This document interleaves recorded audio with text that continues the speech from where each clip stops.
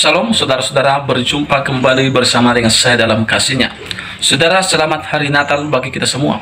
Apa kabar kita semua? Saya berdoa kabar saudara selalu baik-baik saja, diberkati Tuhan secara rohani dan secara jasmani.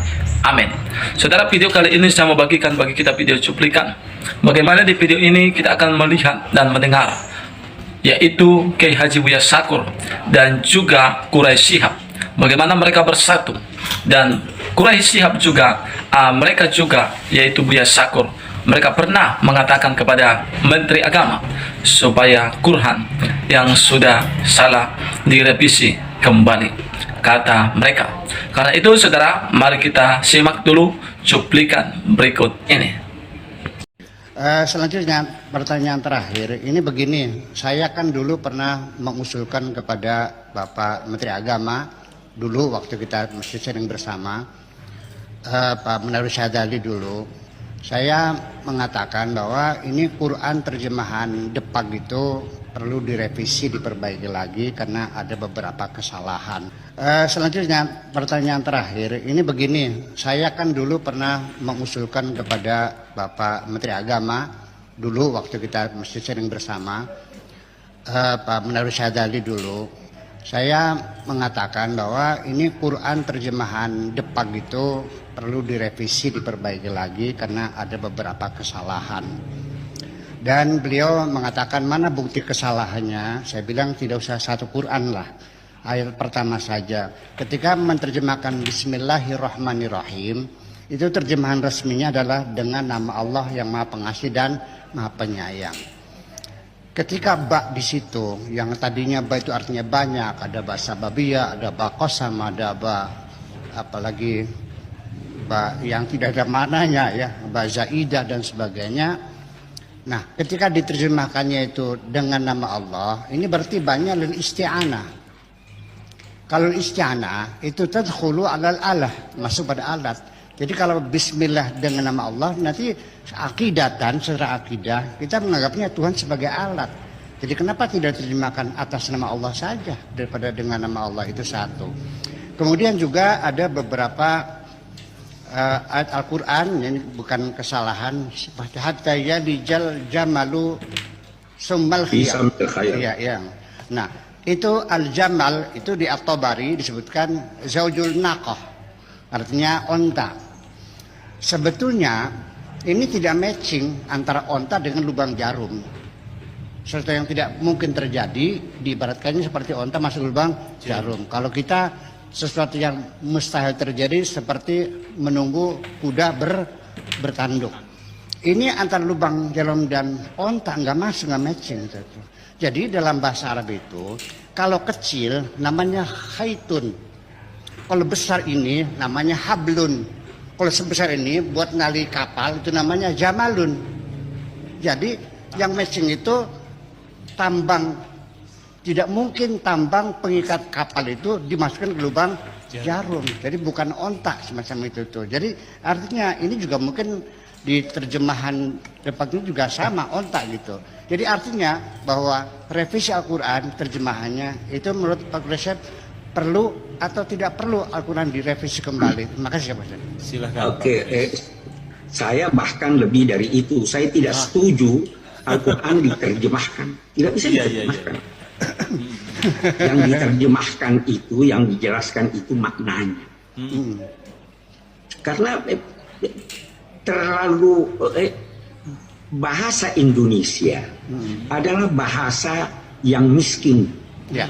Bahasa Jawa itu jauh lebih kaya dari bahasa Indonesia. Nah, bahasa Arab sangat kaya.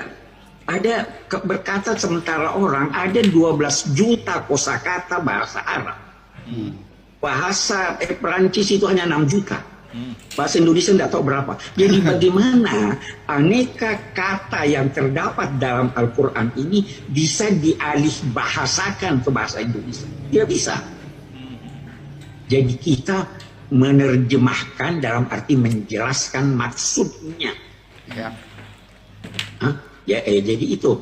Dan itu sebenarnya dilakukan oleh Departemen Agama sejak sekian tahun. Sampai sekarang saya masih terlibat dalam pusat studi Al-Quran yang yang ada di Jakarta itu, di mana saya juga terlibat di sana, itu sampai sekarang masih terus terlibat dalam usaha untuk memperbaiki sebisa mungkin apa yang tercantum dalam terjemahan Departemen Agama. Tapi apa yang kita lakukan itu masih perlu terus dari saat ke saat ditinjau. Jadi tidak ada terjemahan Al-Quran. Kita tidak bisa terjemahkan. Ada kata-kata dalam bahasa Jawa yang tidak ada dalam bahasa Indonesia. Ya kan? Karena bahasa Jawa sangat kaya. Saya tidak tahu apa bahasa Indonesianya miris. Ya kan? Jadi tidak terjemahan. Terjemahan maknanya, penjelasan maknanya. Saya kira itu. Nah, saudara-saudara, itulah dia video cuplikan. Baru saja kita menyimak video cuplikan tadi. Saudara yang berkati oleh Tuhan, bagaimana kita sudah mendengar apa yang dikatakan oleh Buya Syakur. Bagaimana beliau pernah mengatakan kepada Menteri Agama supaya Quran segera direvisi kembali karena kesalahan-kesalahan yang ada di dalamnya. Saudara, kenapa saya membahas tentang video ini? Karena kita sering, saudara, kita melihat bahwa di YouTube, di sosial media, bagaimana orang-orang tetangga kita seberang selalu mereka menyinggung kekristenan, menyinggung Alkitab. Bagaimana mereka mengatakan Alkitab Kristen itu sudah salah, Alkitab Kristen itu sudah dipalsukan, kata mereka. Padahal, saudara, apa yang kita percayai adalah kebenarannya adalah memang benar, dan itu adalah firman Allah yang hidup. Dan kita tahu orang-orang yang belajar di dalam Alkitab dan firman Tuhan, mereka pasti akan mengalami banyak perubahan. Karena memang firman Tuhan yang tertulis di Alkitab itu adalah perkataan Allah itu sendiri. Memang manusia yang menulisnya, tetapi manusia tidak dapat menulisnya tanpa ilham dan petunjuk daripada Roh Kudus. Dan itulah kenyataan. Makanya saudara, banyak orang-orang berubah karena memang firman itu mengajar. Firman itu juga, saudara, mengingatkan kita akan kesalahan kita, bahkan menuntun kita dalam kebenaran. Itu sebabnya kita sebagai orang-orang Kristen pegang teguh firman Tuhan. Memang ada terjemahan baru, memang ada banyak terjemahan-terjemahan tentang Alkitab. Yaitu, saudara, bagaimana kita tinggal di Indonesia, ya pasti ada seperti itu. Tetapi walaupun demikian, saudara, itu tujuannya bukan karena dipalsukan ataupun berbeda, tapi supaya kita mengerti dan paham.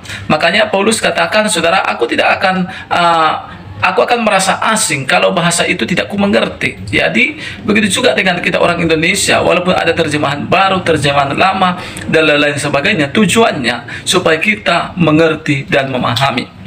Dan saya percaya kalau kita mengerti dan memahami, ya kita pun pasti akan diberkati, kita pun akan diubahkan, kita pun akan dituntun ke jalan yang benar. Kiranya lewat video ini Tuhan memberkati kita. Saya Pendeta Rio Pasaribu undur diri. Tuhan Yesus berkati.